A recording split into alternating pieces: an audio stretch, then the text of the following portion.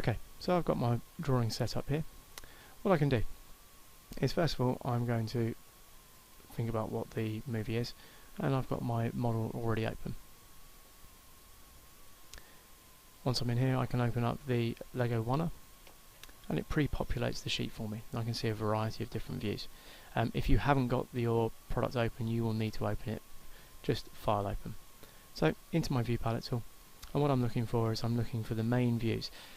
Now the easiest views are normally the top or the front to use, and the first thing I do is I go, okay, which one is going to sit nicely in the middle? And what I'm going to do is I'm going to use the front view. I'm going to get it, I'm going to drag it, and I'm going to drop it in. I'm then going to zoom up, roll up, click, and then I'm going to come back down, and I'm going to go right. Click again, and then I'm going to green tick. So that's given me most of my major views. Go back to view palette, and then I'm going to use the isometric tool. Isometric, drop it on. When I drop them on, I have display options around here, and I've got a variety of defaults. For this one I want to have it rendered, so I'm going to click it so we can see the rendered view, and I'm happy with that. Green tick it. Now these views we need to have hidden detail in. I don't need that cross, so I'm going to remove it.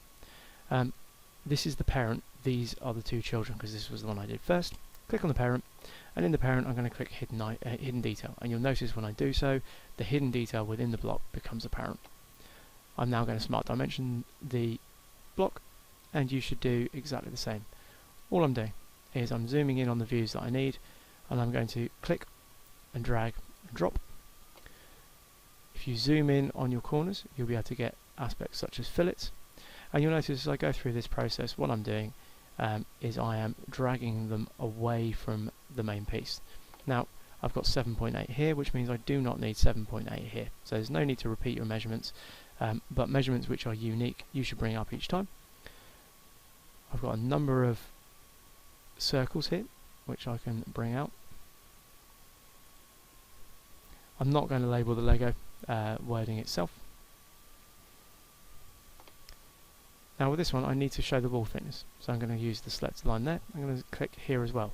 That then gives me the 1.4, and I can drag down and show that. We've obviously moved our we changed our distance here to 0.1, but we need to show that. Equally, I could show this, but as you'll notice that's the same as the dimension here, so I'm going to remove it. But what I will do is I will give the total height of the top of the stub 1.7. So what I'm doing now is I'm having a check, seeing what I can add in if I've missed anything. So I've got the height of this, I know the radius of this, I know how tall the block is in its entirety, I know how thick the internal structure is because I've got the 1.4 here. So in essence, someone else looking at this drawing will now be able to draw it for us.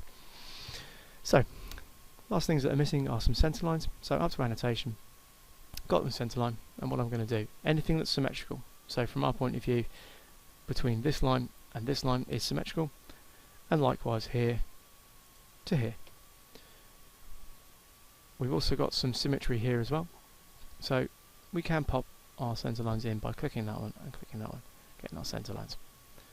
Green tick. Okay, now when we look at this we need to then think about what we're doing with our materials and our finish. I'm going to right click on the sheet, edit sheet format.